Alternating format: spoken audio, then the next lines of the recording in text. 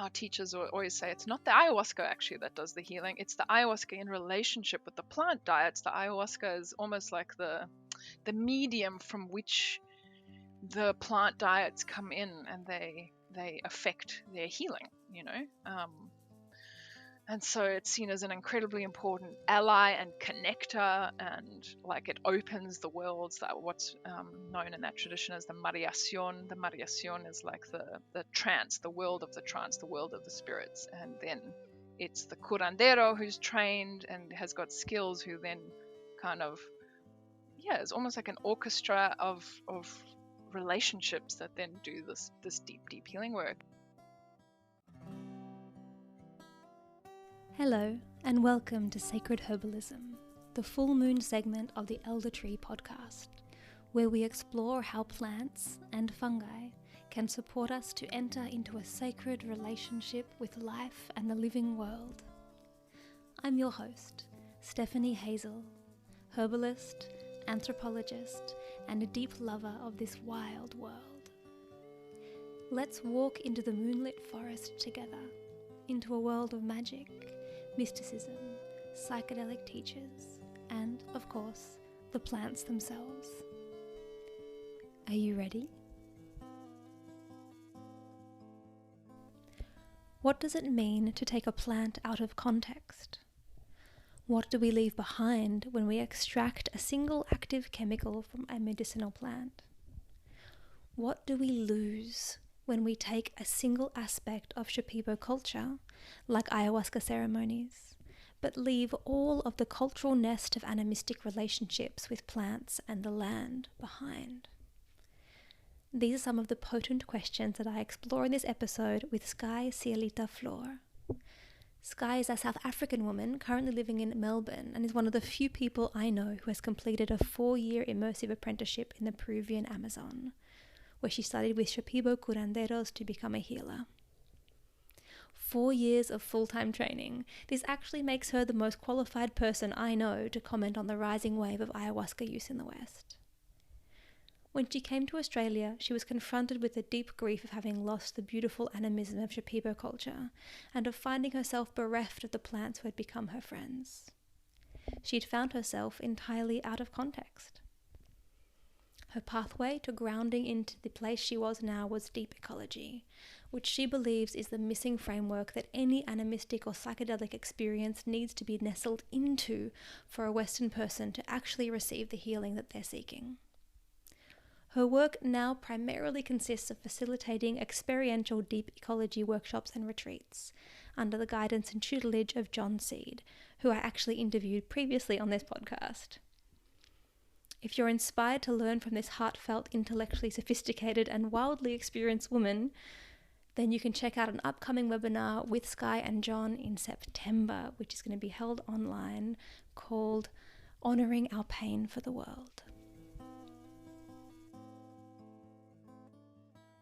I'd love to know about some of your early experiences of plants and relationships with plants. I know that you grew up in South Africa, and so there's a lot of amazing plant wisdom in that land and very different plants from the ones that we know here. Would you share a little bit about that early experience of plant connection? Yeah. Wow, I'm feeling tears in my eyes just thinking about it, actually. I grew up in a little farm or homestead just very close to the Magaliesberg Mountains in South Africa. Mm-hmm. And my mum was a herbalist. She had her own herbal apothecary called Fever Tree when I was growing up. And she had a plant still. And I feel like I just kind of was exposed just through her own excitement and enthusiasm. We always had like herbal books on the coffee table in our lounge room, and she always tended a really beautiful herb garden in our backyard. So I just remember almost every single day just walking these little stone pathways that she'd created, and we'd have all the plants. We had the salvias and the rosemarys and the lavenders and the chamomiles and just like everything, just growing there. And then she had this gorgeous still, and her friend, she ran Fever Tree with 2 friends of hers, one of whom was a Inyanga. Inyanga is like a traditional South African herbalist, but I guess it goes a little bit further than just herbalism, like, maybe into the realm of like vegetalista, like spirit herbalist. And so she was traditionally What trained. was that word again? In Younger. So we have Inyanga. sangomas, which are very well. I think the name sangoma is a bit more well known. And sangomas are like I guess our shamans or our curanderos back home in South Africa, and they work with plants, but not they're not like herbalists necessarily. Whereas Nyangas are, you know, like yeah, South African herbalists, but with that extra layer. Um, yeah, so one of their trio was an Inyanga. So they had a lot of African plant medicines, traditional medicines as part of their apothecary, and I used to just go along while they gathered medicines. And I still have memories of like walking through big like lavender fields with my mum and her friends, and all of us coming home with armfuls of lavender to go into the still. And yeah, they were making hydrosols, which is yeah, something that at that time, like there wasn't a lot else. I didn't know of anyone else. I mean, I was a child, but I don't remember or recall anyone else doing that in South Africa at the time. There might have been, but yeah, it was a beautiful way to be kind of exposed to the plants. And yeah, she was the kind of mum who would like force feed you spirulina, when you were sick, and like put like olive leaf tinctures in under your tongue when you were not feeling. Yum. Yeah, yeah, yeah, totally. Yeah. So, Wow, what a beautiful way to meet the plants, to be growing up in such a rich herbal environment. I think it's something that very few people have had, and to then be working with plants yourself as an yeah. adult, there's a beautiful quality of lineage in there Mm, that is quite potent. yeah, yeah, I feel really lucky that I was Were open there, to it. were there any plants in particular that were really meaningful to you as a child that you felt you had a friendship with? Oh, so many actually. So my bedroom window faced out towards one of our horse paddocks, and right outside my bedroom window was a big lavender bush. So yeah, I just remember growing up with the scent of lavender every single day of my life, and yeah, it's still a plant that I feel really close and connected to. Yeah, some of them are very, I guess we could even call like common, or some folks might even think of them as boring, but rosemary was one that I've always loved, and still to this day, like I have a rosemary at every house that I live in. And actually the last house I lived in, I was really struggling to get them to grow, and it was such a source of frustration for me.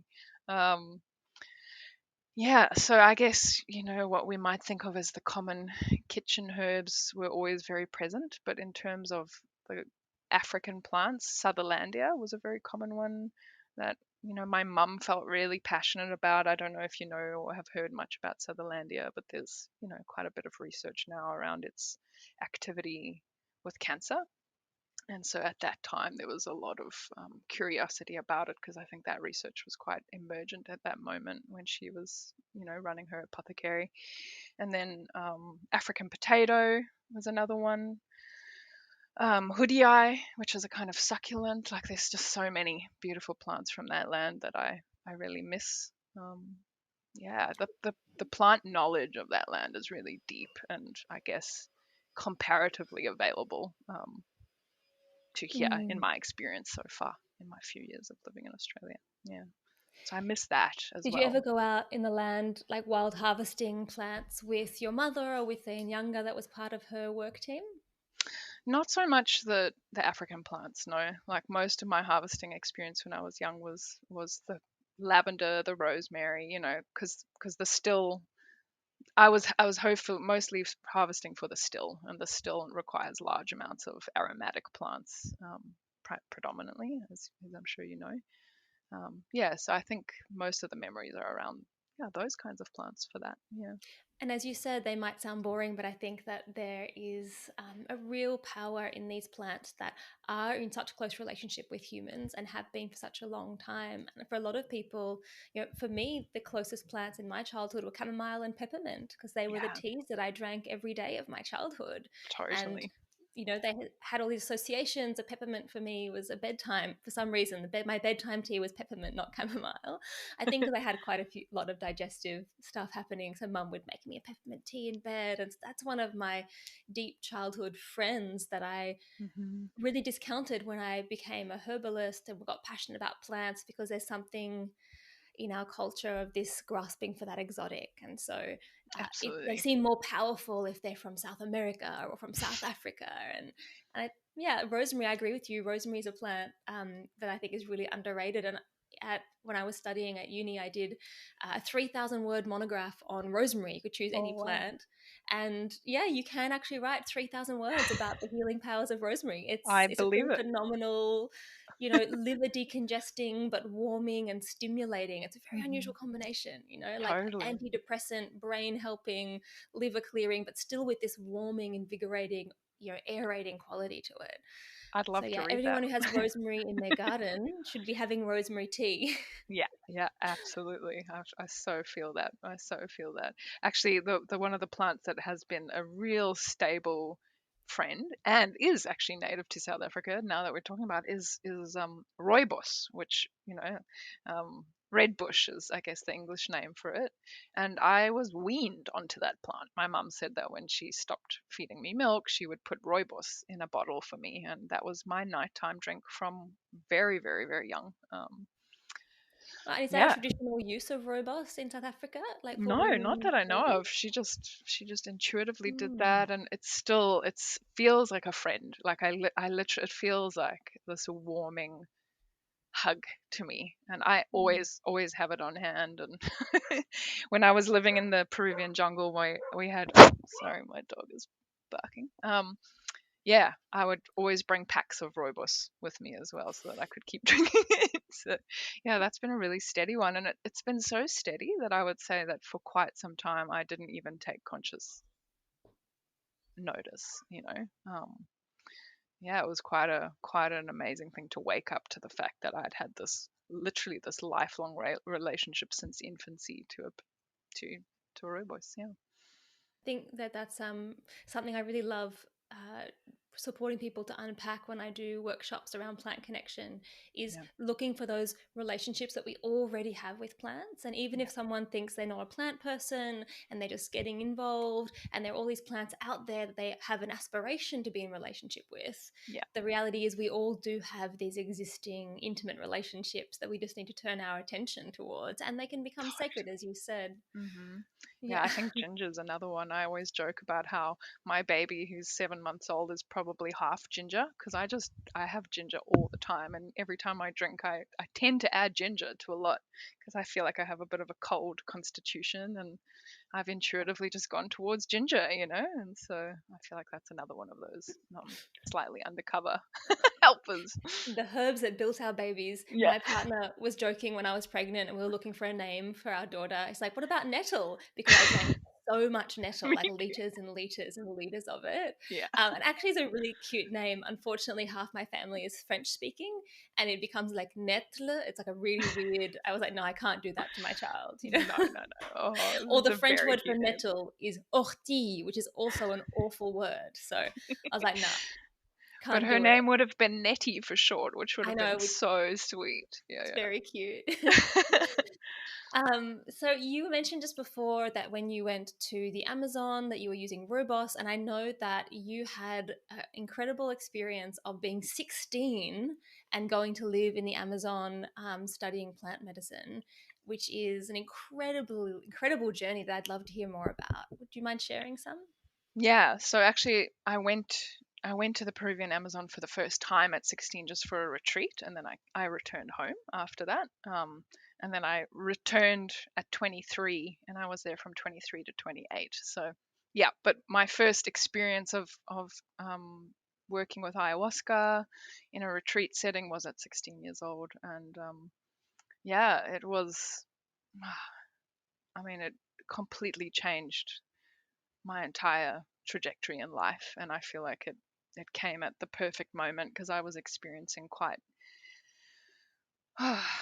deep, severe death anxiety. Actually, the atmosphere in South Africa, there's a lot of fear, and I had seen my grandmother passing away from cancer just a few years before, and yeah, I grew up in a kind of rationalist, materialist household in the sense that I wasn't given any kind of cosmology for meeting impermanence and the reality of death. And awakening to that was terrifying for me as a child, and I ended up becoming like I could not sleep well at night without thinking about it. It was just really took over my days and nights, and started experiencing panic attacks, all kinds of things essentially. And my grandmother, the same one who passed of cancer, she left me an inheritance, a small inheritance, and I used that to fly to Peru at 16 and participated in an ayahuasca retreat. And yeah, my parents were very cool. They let me go. Um, Clearly.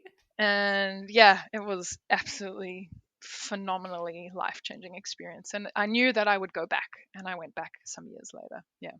It's quite interesting that you were having that experience so young, and I think that maybe, as you've said, being in South Africa, which is a culture and a time in history as well, when you were younger, there was a lot of violence, and so you probably exposed to that a lot more than Yeah, most of us in Australia would have been. Um, absolutely. Way yeah, more. and you're right. You know, I think that's the big thing. Why the topic of the sacred is so enlivening and feels important to me is that it's quite unusual in the history of humanity for us to come of age in a culture that does not actually give us mythological or spiritual guideposts to help us navigate all these other experiences that we are having, deny them or accept them or not. They're happening Yeah, under the surface in our dreams, in our heart, and we can deny them for a certain point of time. And then people get to a point, usually much later than 16, like, I'm going to yeah, die. What does it all mean? And there's not much guidance. And even for you, growing up in a household of a herbalist and a plant witch, essentially, like, you had all mm, these interesting influences around you that still wasn't there. It's, yeah, yeah, I think that that's why I feel this topic is so potent. And for me, I think my experience of that, my parents were, hippies, and we traveled for many years. We lived on a boat and lived in Africa. We lived in Canary Islands, and I had a Buddhist birthing ceremony. My dad's wow, quite a strong practicing Buddhist, but still, I remember going to a Catholic school in far north Queensland when I was a child, and I actually am really grateful for the religious education that I had in high school, because even though I don't identify as Christian, my parents were like, yeah, there's beauty in it, take what you like. So it was a very permissive way to engage right. with the church. And I loved singing in the choir, and I loved singing to God as a little girl, But I remember being about 8, coming home to my dad and being like, I had a teacher who was particularly religious, and I was saying, they're telling us that if we don't believe this and that, we'll go to hell, and which is an awful thing to do to a child. It's But terrible. and I was like, should I believe that? Like, what should I believe? I remember my father turning around and saying, well, they believe that, I believe this, and he told me a whole story about Buddhism. But that's not what you believe. Part of your journey of being alive as an adult and a human is to find what you believe to be true for you. And that does sound really beautiful, but I remember being furious at him, because at Mm, that age, that was so much responsibility to put on a little child, and I mm, really needed some guideposts. yeah, So there is some beautiful wisdom in what he was trying to offer me, yeah, and it's much better than, like, believe in Jesus or you're going to hell kind of mentality, or believe in XYZ and you're having this terrible, or you'll have this terrible outcome. It's not just Christianity that does that. But yeah, I really felt at that point like, no, no, you're my father. You're meant to be giving me more guidance than that in this mm, world. mm, Yeah, and then where are we finding that? And it sounds like for you, you found some of that mythopoetic, sacred mapping and framework in the Amazon. Is that right? yeah, yeah. I would say, well, first of all, yeah, I hear how challenging it would have been to be offered this open, the world essentially as so young without a solid pointer, and also at the same time, how incredible that you grew up with such, I guess, comparatively conscious or aware parents compared to so many of us. So yeah, I think in my family, like, yeah, my mum was a herbalist, as you know, but at the same time, it was still very much embedded in in the stories of modernity, in objectification and consumer, like there was very much, this is a herb that's outside of me and it's got these properties and this is what it's useful for, like it was still very approached in that way. And my father is a hardcore atheist, and when he was asked the question, what happens, he was like, well, you just get eaten by worms and this whole thing is a bizarre mistake, or whatever else. Like I wasn't really given much at all, just terrifying. Yeah, terrifying, because I think at that age I was, simultaneously I'm in this country where it's, South Africa is one of the great loves of my life as a land. I absolutely love it, and it's a scary place to grow up. There is a lot of violence and um, discord, and yeah, like it was at that age where I was really, awakening to that in a big way, and so confused by that, and being a child, settler, colonial child, and at the same time, like witnessing my grandmother passing through 4 years of cancer and losing the battle, through pharmaceutical Western medicine. And then, yeah, I guess another thing that actually set off was my cat, who was one of the dearest, also great loves of my life to this day, passing away from a heart attack in my arms at 14 years old. And having those three experiences very close together, um, and just not having any kind of guidance or framework for holding that, it's a deeply scary place. And I feel like actually so much of our culture and the things that we spend our time getting busy focusing on can be a way to like not feel that, to kind of like paste over that truth. Yeah, so anyway, I couldn't do it Avoid, for whatever reason. And avoidance of death. yeah, totally, Yeah. totally. Denial of death, the great denial of death. I At feel great that, cost to ourselves and the earth ah, around us. It's abs- interesting. It's so much. interesting for me that you've that was your impetus to go to meet ayahuasca, because bringing my father back into it, interestingly, he asked me at one point, maybe 5 years ago, well, what do you get from your experience with ayahuasca? He was really curious, and being a Buddhist, he's very interested in soul and spirit. And I sat there and really thought about it. I wanted to give him a real answer. And I came to the place of being like, well, I think the one thing ayahuasca's taught me is that she's taught me how to die. Hmm. Yeah, I would And I agree don't know that, with that. I wouldn't say that to anyone, right? But my dad, being who he is, and I said that, and he was like, oh, well, that is very worthy.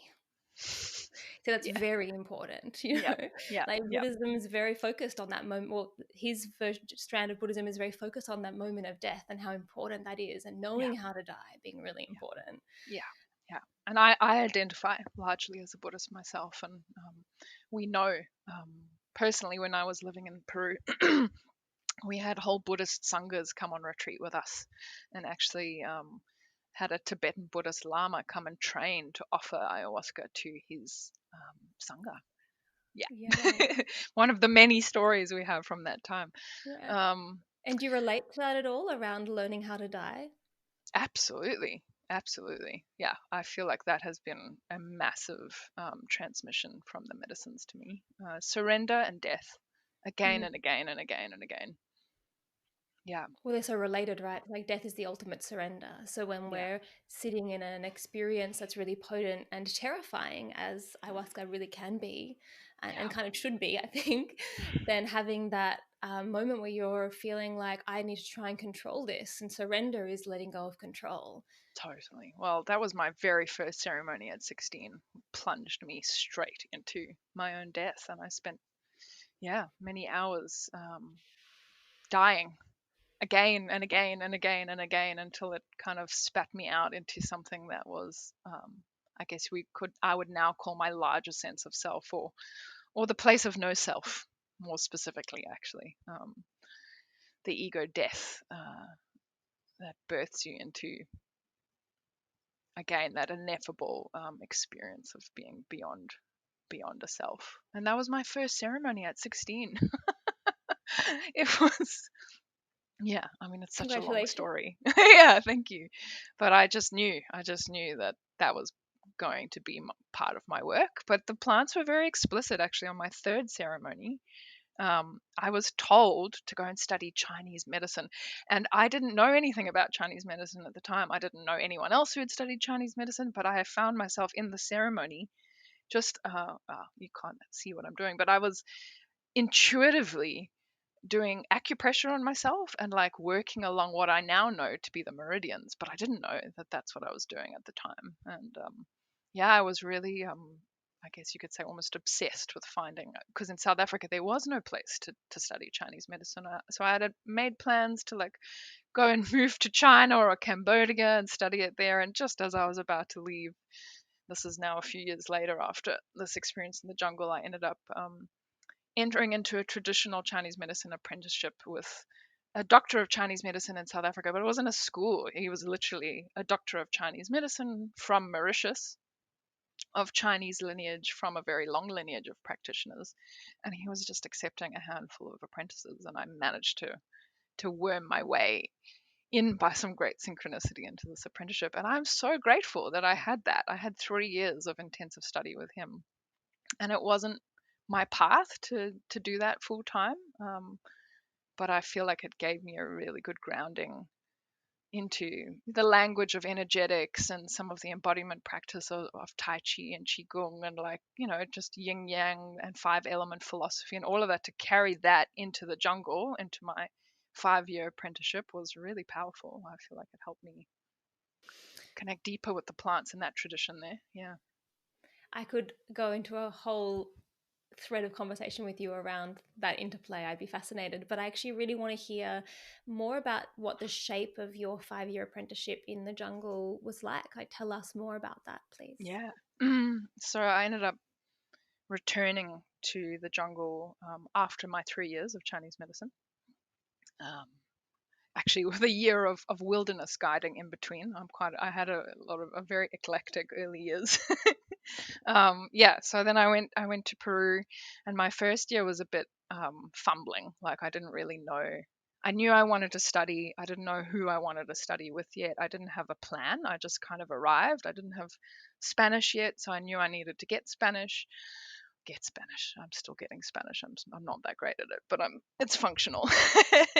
um, and so, yeah, I spent the first year just volunteering at different centers and finding my way to different teachers, and I guess being exposed to actually quite a wide array of different traditions. Like, there's the mestizo traditions, and then I guess the Shipibo, who I did end up studying with, are also really well known. But there's a lot of other approaches to ayahuasca, and they're really quite different. Um, and so I still chuckle when people talk about, I sat in ceremony with ayahuasca, because I feel like ceremony and ayahuasca can mean and can be such different things for so many different people.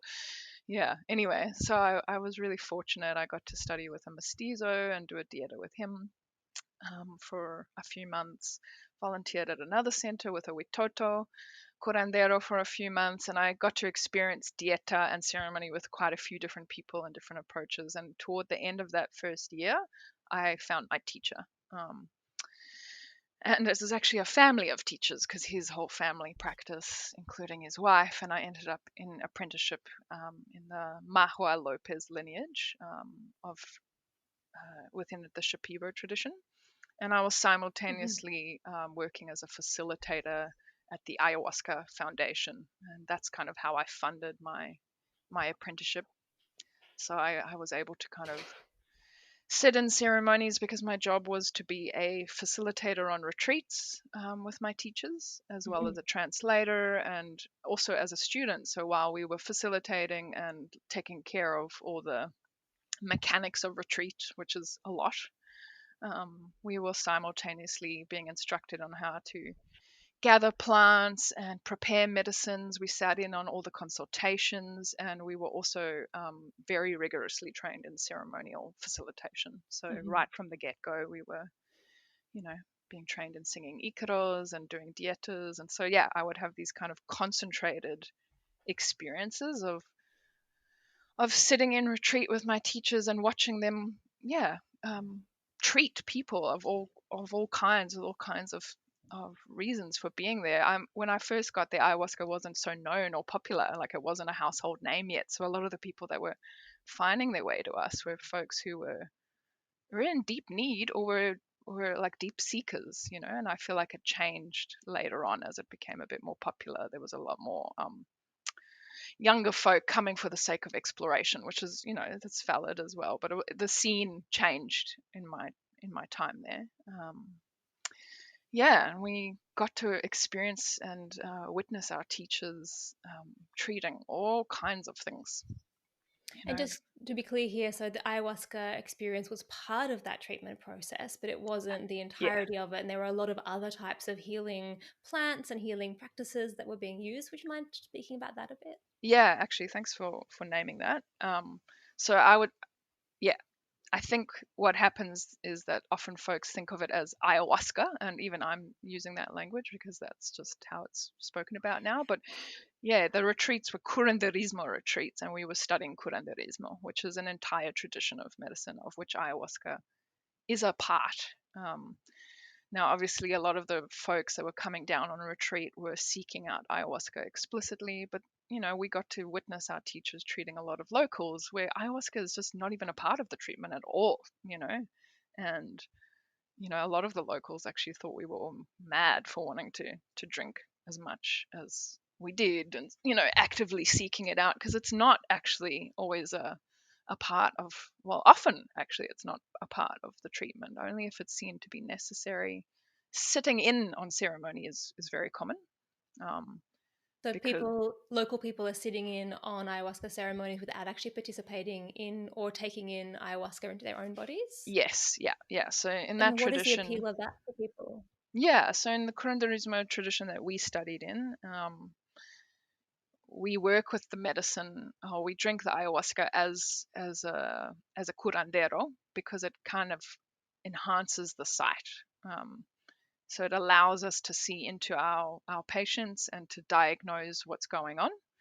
And it also opens the channels of connection with our plant allies, which we have built through, like, these are deep relationships that we've created through the process of dieta, which is like the keystone of that whole tradition. And I would say, you know, the part that I didn't get to before was, you know, between each retreat, we were going into dieta and like building like deep connection with different plants. And so the point of drinking the medicine is to connect with your plant allies, and then to allow them to move through your songs, which are known as icaros, into the patients and do work. So essentially, your voice is like a channel or a pathway that your plant based relationships move along, and they do really deep intricate work, which sometimes you are like consciously aware of everything that's happening, and sometimes you're actually not. You're just kind of,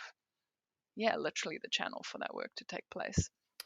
That's so potent. There's a few things there that I want to unpack with you. I think one of them is the way that has changed as it's come into Western culture.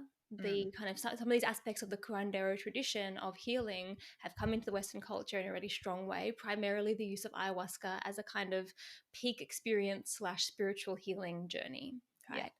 And in some ways, I wonder whether that's so relevant for us because we actually do have a kind of spiritual illness that requires some deep remembering of sacred relationship. There's But a I do lot I think it's can really say to interesting. that. Yeah. Yeah, let's circle back to that. Yeah. There's It's still interesting to me that the way that ayahuasca is being used primarily there in the curandero tradition with local people, it's that the healer is taking ayahuasca Hmm. because they are using that to strengthen the relationships with the plants and the medicines and the environment, the land, which makes them a better healer because it's the healing happens through those relationships. And Yeah. there's a shift there as we've brought ayahuasca into the Western context. We're very materialist, even Hmm. with ayahuasca, which is a very intense psychedelic kind of spiritual experience for many people. We're still very focused on no, the healing happens with the molecules. When the molecule Hmm. goes into my body, that's when I'm healed. It's a Hmm. really interesting switch from relationship to material. It's completely, it's like it's a world changing shift, really. And I feel like that was really like the deep part of what I received over there, was this incredible transmission of lived transmission, embodied transmission of a worldview beyond, the rationalist, materialist, objectification worldview, and living animism, practicing animism. Yeah, but to go back to your point, like the ayahuasca in our tradition specifically, our teachers always say it's not the ayahuasca actually that does the healing. It's the ayahuasca in relationship with the plant diets. The ayahuasca is almost like the medium from which the plant diets come in, and they affect their healing. And so it's seen as an incredibly important ally and connector, and like it opens the worlds, that what's known in that tradition as the mariacion. The mariacion is like the trance, the world of the trance, the world of the spirits. And then it's the curandero who's trained and has got skills, who then kind of, yeah, it's almost like an orchestra of relationships that then do this deep healing work. And yeah, it's very uncommon for like common local people who are not in apprenticeship to drink the medicine themselves. And a lot of them are You, actually scared of it. They're very scared of it. Why are you doing and that? so Like, they should be. It's terrifying. yeah, I've definitely spoken to people who are thinking about working with ayahuasca and having that experience. Like, oh, but I'm scared. I'm like, yeah, yeah, of course. yeah. And Yeah. it's the same with dieta. Like dieta was considered a very like curanderismo, like apprenticeship specific activity Mhm. a lot of the time. There's such a thing as a healing dieta, which is a a set of prescriptions, dietary prescriptions, where you would be eating in a certain way and restricting certain behaviors, like for example not having sex, or in some cases like not going into direct sunlight, or whatever the restrictions might be, in combination with ingesting the healing plants that have been seen to be necessary, through usually through a ceremony or as some kind of diagnostic process. And yeah, that kind of dieta is very, very common for patients, but the dieta of building relationship with the plants for healing work is not really done outside of apprenticeship. Yeah, So let's go into this concept of dieta, because I think it's something that is really interesting and I think important for us to understand and not definitely. very well understood. Yes, yeah, So highly dieta, misunderstood, I would yeah. say. So dieta in Spanish, the word literally means diet. So when you're talking about a healing dieta, there, I think the closest thing that we would have would be a detox. Maybe you've Yes. seen a herbalist or a naturopath or a Chinese medicine doctor, and they've said, okay, you're working with this issue, then here's your prescribed diet. There are detox you're going to Hmm. be on, your cleanse, you're going to have juices and no coffee and alcohol, and then here's the herbs you're taking. So Yeah. like it's a healing program, or a detox is quite similar. But then this other Yes. kind of dieta that you're talking about, this curanderismo apprenticeship dieta, is something that we don't really have in the Western tradition. And my understanding of it, I'd love you to flesh that out. I'll just share my understanding and Sure. then Yeah. please add, embellish.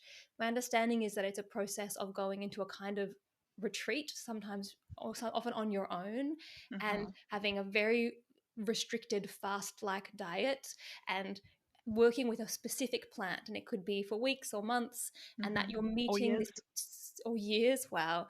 Yeah. So you're working with a specific plant that might be a particular medicinal plant from the jungle, and you are drinking it as tea and bathing in it and dreaming about it, and potentially using ayahuasca as a gateway opener to Hmm. enable you to communicate with that plant Yeah. more, and that it's a kind of contract you're making with that plant to say, yes, I Mm. want to carry the medicine that you have, please Yes. teach me and I will follow the instructions. Yes. Yeah. Yeah. Excellent overview. Yeah, I think a lot of folks are trying to, because they often get confused, the two kinds of dieta. So yeah, we've started calling the one a healing protocol, or healing dieta, or healing diet, and then the other one would be is now being commonly called a master plant dieta. Um, and everything you just said, yeah, spot on. There are different ways of approaching it, but the way that we do my partner and I, and the way that we were trained to do it is generally in isolation and silence for the majority of the time. Total fasting, like anywhere from just pure water fasting, other than the intake of the medicine, the plant, that the body of the plant that you're working with. And then when you do start eating again, extremely bland foods, the idea being that anything with strong flavor or strong energy will like interrupt the flow of the connection with your plant in question, you know. So chili or garlic or yeah, any strong food really, because they each everything that you ingest has its own, I guess, um, animacy to it. And so we're trying to like really focus in and hone in and feel the impact of this relationship on the body, on the spirit, on the mind, on all different levels.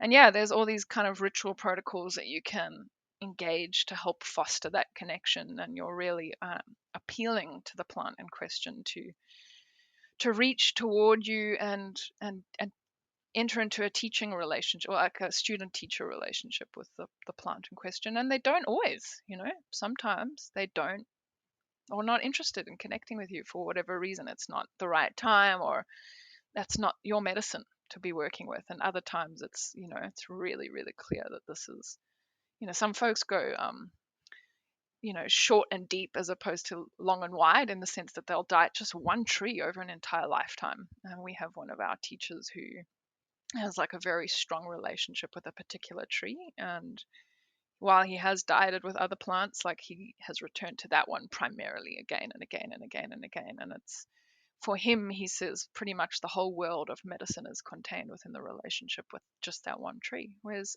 other traditions or other folks would believe that the more diets you have, the more medicine you have, you know. So yeah, it's just That's dependent. definitely more aligned with the way we would think about it in the West, right? That there's Yeah, definitely the way I learned and studied herbal medicine through formal training in Australia. There's that unspoken assumption of like the more herbs you know, the more medicine that you have. And for me, it's been a journey of kind of intentionally forgetting about half of the materia medica I studied and just going deeper and deeper with a smaller collection of plants, because totally.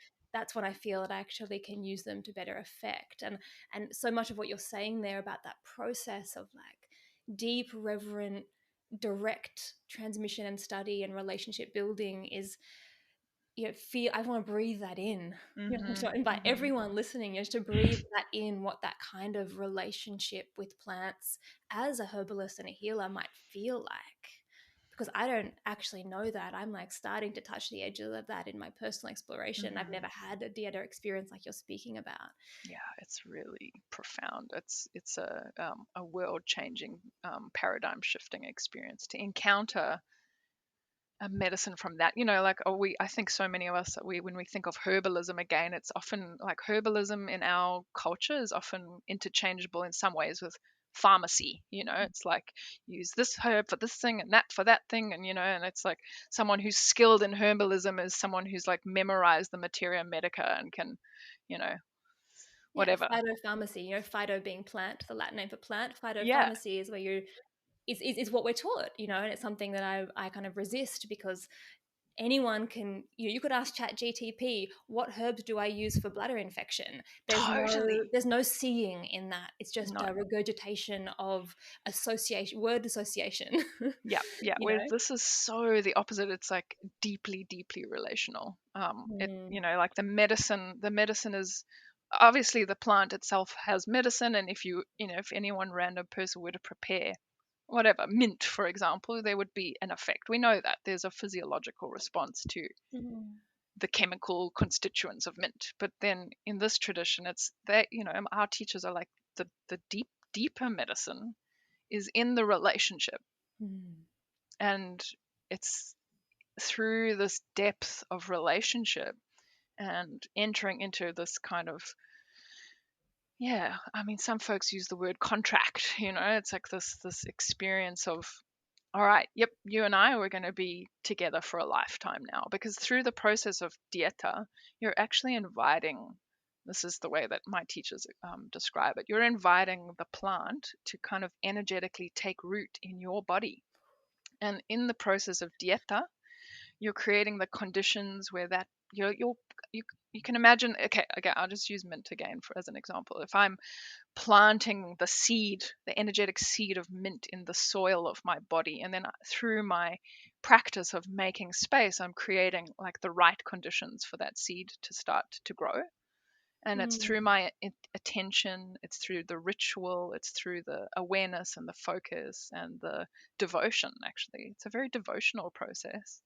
You start to like energetically water and give sunlight to that seed within you, and it starts to grow, and maybe in that first dieta it just sprouts, and then you need to do it again, and then it becomes a bit more of an established plant. And you can diet one plant over a lifetime and discover like it's there's no end to where you can go with that relationship, just like a human or anyone else. Like it's bottomless, but there are certain plants that are, I guess, more known for their worlds within worlds. And this particular tree I was referring to, which has become a bit more known now, it's called Noyerau, which it's a bioluminescent tree. Like our teachers would speak to how Noyerau contains within it whole universes. So if you go and diet with Noyerau, you will eventually, dependent on the person, because also it's so personal, like each diet relationship is so personal, you might encounter things that no other person who's dieted with Noyerau has encountered, and your kind of flavor of bringing that medicine forward is so unique to the relationship that you have.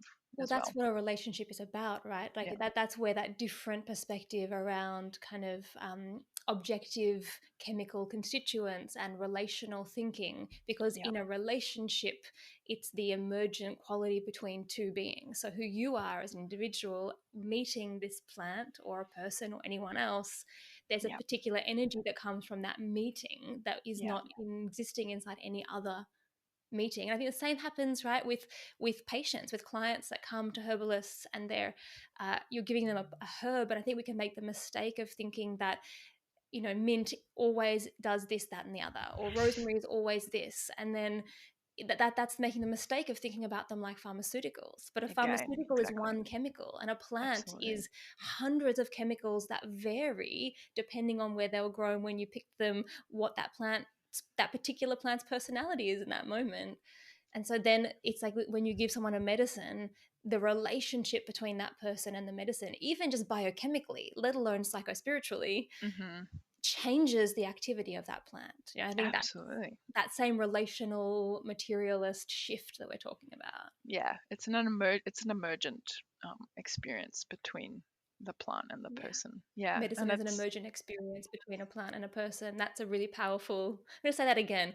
Herbal medicine is an emergent experience of mutual healing and getting and meeting between a plant and a person. Yeah. It's so powerful. It's so powerful, and I feel like it was just this this gift that I never experienced. I never expected to receive, really. I didn't know that was what I was going to receive, really. And that's the piece that I feel, unfortunately, is being cut out and lost a lot as this tradition is being kind of as the medicines are being decontextualized and brought to the West. I have such grief because folks do not know what's being left behind. Yeah, I feel tears, actually. Yeah, they don't know. Like that is the medicine that we need as Westerners. Is the relationship. It's not the peak experience. It's not the lightning flash of ecstasy that'll be gone, next time you get in a fight with your partner or whatever. You get it's like it's the relationship and the skill in building relationship and the feeding that soil of relationship. Like that's what we've lost in the West. That is what we're seeing the consequences of in our culture and, in this devastating ecological unraveling that's happening. Yeah. And that was so clear to me. I was like, wow, if we actually lived this way all the time, like what we're seeing taking place could not take place. It would not be possible, actually. Yeah, in my opinion. Yeah. Yeah, Thank you. yeah. Sorry, I just feel quite passionate. Yeah, and so you should be, like you sounds like you had an experience that very few people in the West get to have of actually getting to feel what it's like to deeply and fully be living in relationship, Yeah, mutuality and reverence and connection with the plants and the land around you, and yeah, what that brings you. And it sounds like it was a deeply nourishing, healing and like rightening experience. Like it righted you in yourself and in the world. And that's yeah, actually what so many people in the West are seeking, for our own yeah, healing in our deep hearts and souls, and all of our anxiety and stress and disconnect and confusion and existential angst that I think, and you are speaking as well, is coming from that place of ruptured relationship with the living world, with Gaia, with our I mother, with the rest of our body. It's yes. like we've cut our heads off, and our heads are sitting there being like, I wonder why I feel, out of. I feel so disconnected. I feel like it's the deep wound in the psyche of Western culture that Mm, most of us don't even know is there, and we're running around exactly as you said, like headless chickens, or more like chicken heads without the body, trying to yeah. figure out what's really going on and trying, all these different approaches and medicines and oh, maybe I just need a better job or a better partner or, more money Mm, or whatever it is to try and meet what I feel is this deep relational rupture at the yeah. core. Or maybe I need to go to an ayahuasca retreat and have ayahuasca 3 times and blow the hat off my head, and then that's going to suddenly fix all these problems. And I definitely see that in that community. Massively.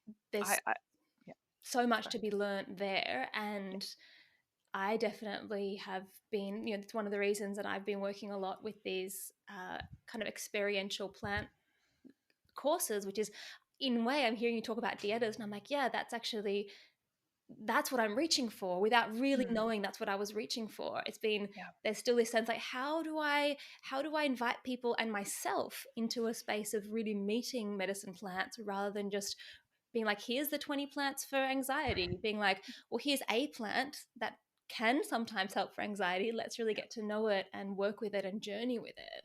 yeah, So hearing you talk about your experience is so inspiring. And I'd love for that to develop and grow, that people are having these peak experiences inside a much greater framework.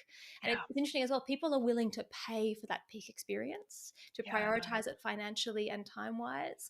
And if you then go, oh, and actually there's this much deeper process, we're going to give you like lemon balm for a month, pay enough for us to make that happen. And people don't want to do that because it's not glamorous, it doesn't Hmm. feel, we've lost the art of subtle communication. And so Oh, so much. ayahuasca is great because she's so loud. So loud. Yep. She's like, oh, you lost your ears, never mind, I'm here. Sorry, everyone's ears.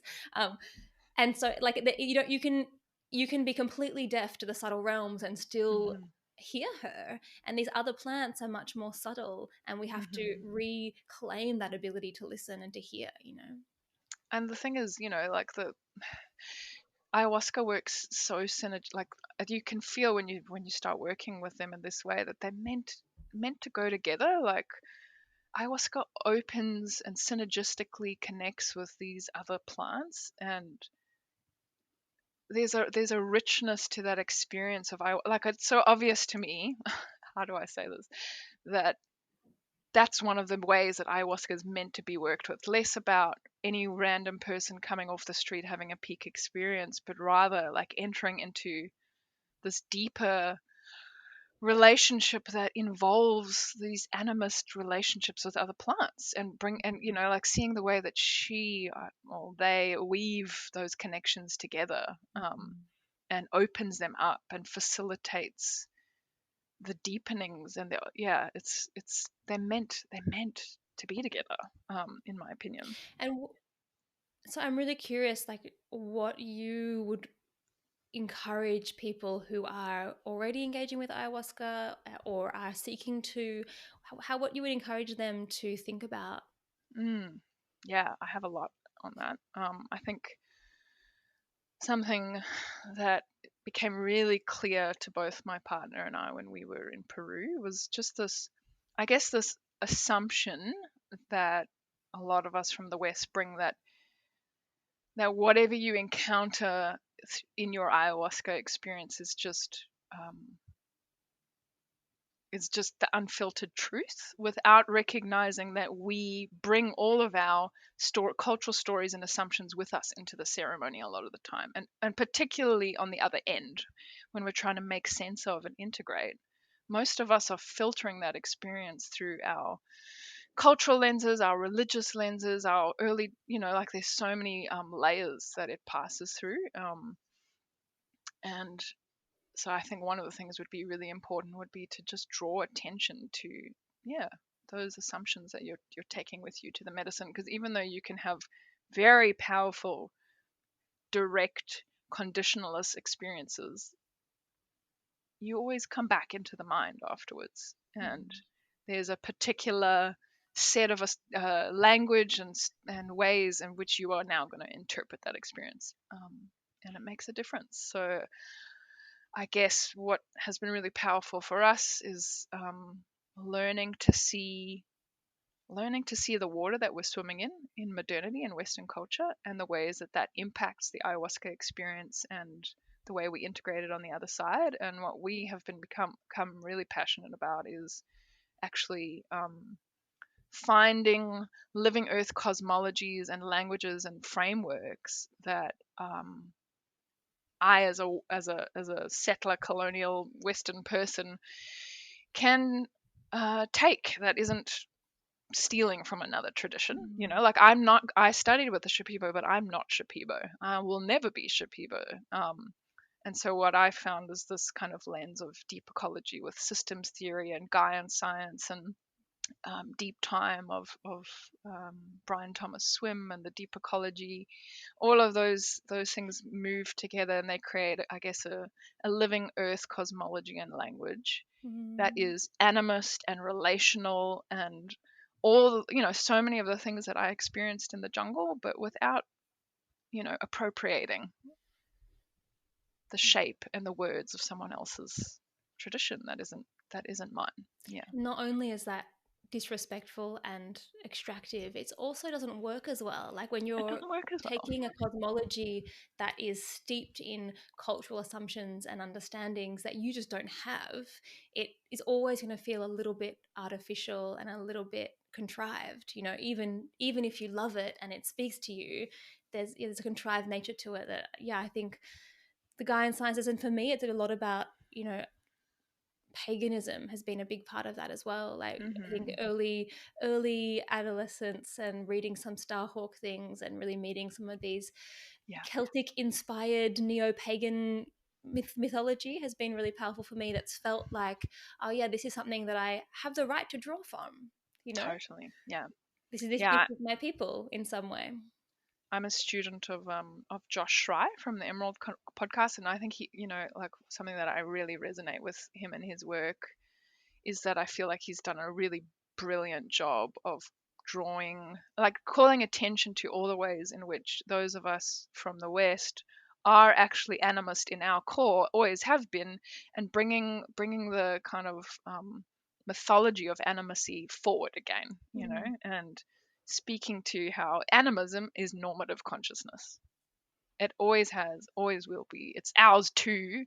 Of course it is, but you don't have to go and take the particular shape of it from someone else. And because also those shapes they're bioregional. Like if I that was another thing that was so powerful about being with the Shipibos, their relationship to that land, those plants, that particular river, that like the mythopoetic beings that kind of that they're interacting with and speaking to and singing to on a daily basis are of that land, and yet the shape of them will be found everywhere. Like for example, one that I always chuckle about a little bit is what they call in their tradition the sirena, the siren. Like this kind of seductive, erotic water being. Like we have the mermaids, and like almost every, like the in the Tibetan code you have the nagas. Like there's these like or the dakinis, the water dakinis, like they're that shape is similar and will be found cross culturally. And another one would be the trickster beings, like we have them in South Africa. They're found in Peru. That I know about them from Native American traditions. There's these beings that kind of they're found on the land that you're on, wherever you are. Um, and so, can we kind of come into relationship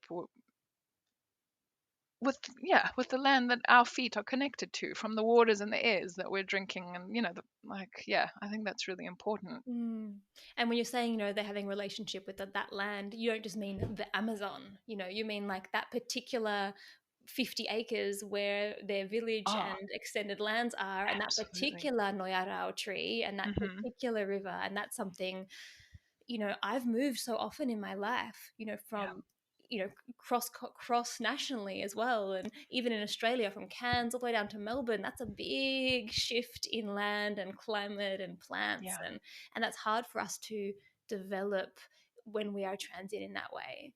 And I think totally. that deep ecology, you said that you've become a student of John Seed, who was interviewed in the podcast before, which is a really beautiful interview if people haven't heard it, to get a deeper dive into this deep ecology landscape and story. I think that Yeah, deep ecology, some of those practices are really good practical tools to start developing those relationships with the earth wherever it is that you find yourself. absolutely. And that for me was, it was such a gift, because when I left the jungle and I moved here to Australia. My partner's Australian, and he underwent the 5 year, well, 4 year, because I was 1 year kind of experimenting and looking for a teacher, and then 4 years in full time apprenticeship. We did that together, and yeah, I feel really lucky that we had that experience. But yeah, when we came here, there was just such a sense of bereftness, because obviously leaving that incredible place and everything that we were doing there, and this, I guess, also a role that had such a deep sense of purpose connected to it, but also this incredible loss of vibrant animacy in terms of like the waters that we were swimming in culturally and in our day-to-day conversations, and interactions with other people were steeped in that awareness and permission to be in relationship with other than humans, and was constantly modeled to us by the people around us. And it was so normal, it was so normalized that it came out into our day to day, in which here it's actually really hard. Like, even though I had such a deep experience of that over here, like over there, coming here into this incredibly materialistic culture where if you were to do half of the, even a fraction of what we were doing over there, you'd be seen as incredibly weird. So I feel like I almost had to kind of put it underground. It now feels like a really tender part of me that I have a hard time speaking about. I feel very protective of it. And yeah, there was this bereftness in having to go underground in that way when we came here. Um, and it was in that place of deep grief, I guess, also from recognizing, like, in a new way, the intensity of the wound of the Western psyche. Like, after having, I guess, bathed in the healing waters for all those years, like coming here and experiencing the wound afresh, but in a very conscious way.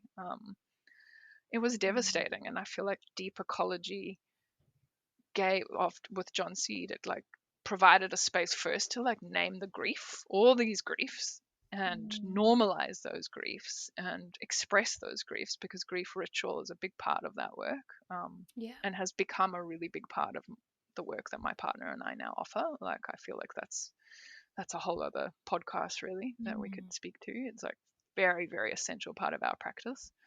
But also, in addition to that, he kind of, yeah, named and gave language to all these things that were kind of more implicit in our experience in the jungle. I suddenly could talk about them, using the language of deep ecology and the ecological self and the wider sense of self and animism. And, I really had to work to like say it, because you can't, it's hard to like experience it fully unless you can say the thing. I don't know. I don't know if you've had that experience, but that's been my experience. Like, I really have needed to grapple for the language to integrate such a massive shift.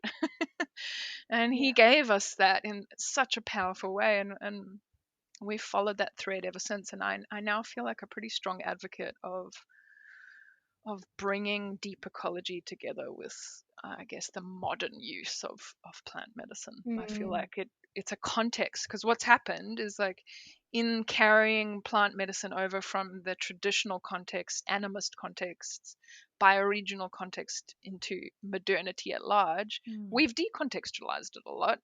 We've focused on the loud, exciting, ecstatic, dramatic part of the process, and we've cut out the legs, basically the beauty, like all the other bits. And I feel like this is a way of wrapping those experiences in um, earth living earth context.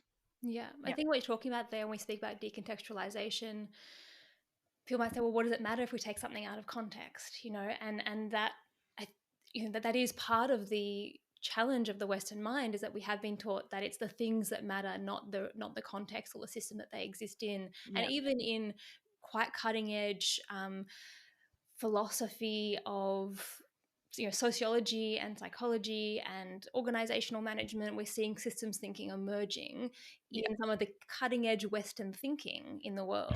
And it's a return to a much older ecological way of thinking, because Yeah. anyone can look at an ecology and see that it is essentially a system of relationships. Yeah. And systems thinking, whether you're looking at Shipibo, Animism, and Curanderismo traditions, whether you're looking at Celtic pagan earth-based worshipping traditions, or you're looking at organizational systems thinking psychology, Mm-hmm. which I've looked at all of them, so I feel like I can speak to that place. What we're seeing there is that it's the relationships that hold the true power, and it's the Yes. relationships that allow us and everything to make sense of what's happening, and also to be in balance, for things to be balanced and sustainable. Yeah. When you take Yeah. things out of context, there's an unsustainability that comes through, because it's not that thing, whether it is a spiritual practice from another culture, whether it is a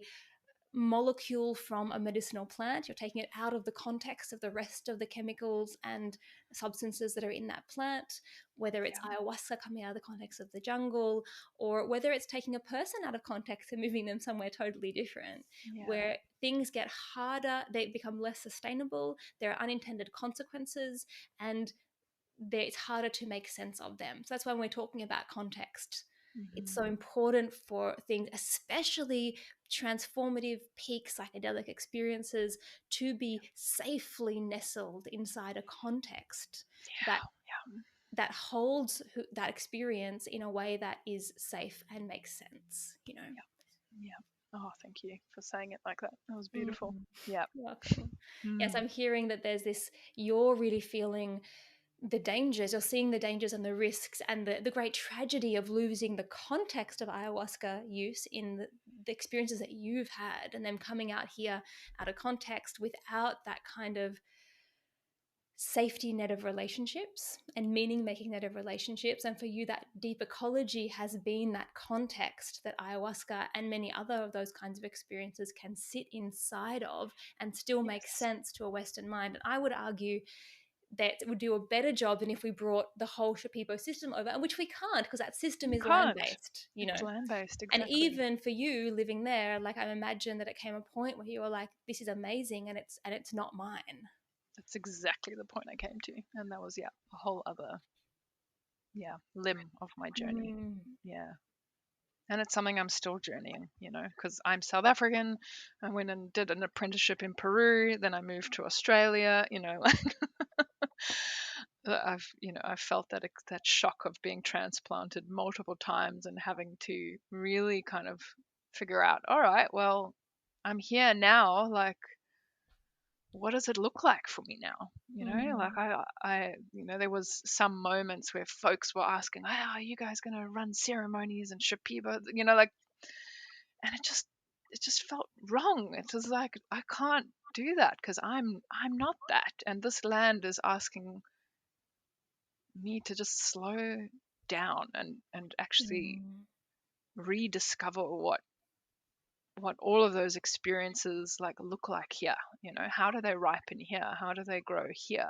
And it was painful because obviously, a 4-year apprenticeship, there's a very particular materia medica that you're diving into, with our teachers. Like, we had to leave our friends behind, not just our human friends, but all of our plant friends that are not easily accessible here. And I wouldn't want, like, so much of the apprenticeship was gathering live plants in a very particular way that's part of the medicine. And I was like, it just doesn't work in this context. It needs to look different here. It needs to feel different here. It needs to be informed by the lands here and the story of this land and the story of my own ancestry. And so now I kind of see it as a combination of place based, in the sense that I'm entering into a deeper relationship with this land, the spirits of this land, which are the plants. We've been dieting with the plants here for the last few years. But also, the river and the actual other aspects of the land. It's not just the plants. It's like you're in a relationship with all of the land here, which includes the history of the land and the wounds of the land. And you're also in Melbourne, so I don't know if you've experienced this, but when I came here, I really felt like the ghosts of this land, and it feels soaked in unexpressed grief. That was my experience when I arrived here. And I really had to like find a way into a relationship with the ghosts and I'm still doing that. That's a lifelong journey. So that's one aspect, is like very land or terrestrial based connection. And then the other piece that came in really strongly for me when I arrived here was actually reconnecting with my ancestry and finding what medicines and gifts and relationships are mine through the blood. And part of that was actually a really beautiful 6-month journey with a Sangoma, a South African traditionally trained Sangoma who lives here in Melbourne. And the Sangoma tradition is very ancestral, blood-based medicine and healing. And it was actually really fantastic to kind of go from studying Kurandarism in the jungle to being like here in Australia, feeling a bit like, what do I do? And then having this piece of like South Africa coming in through a European ancestored, but traditionally Sangoma trained white man. It was just fascinating, And So I'm speaking of mixed contexts. yeah, I know. I was like, this is just totally wild, but it felt like a really important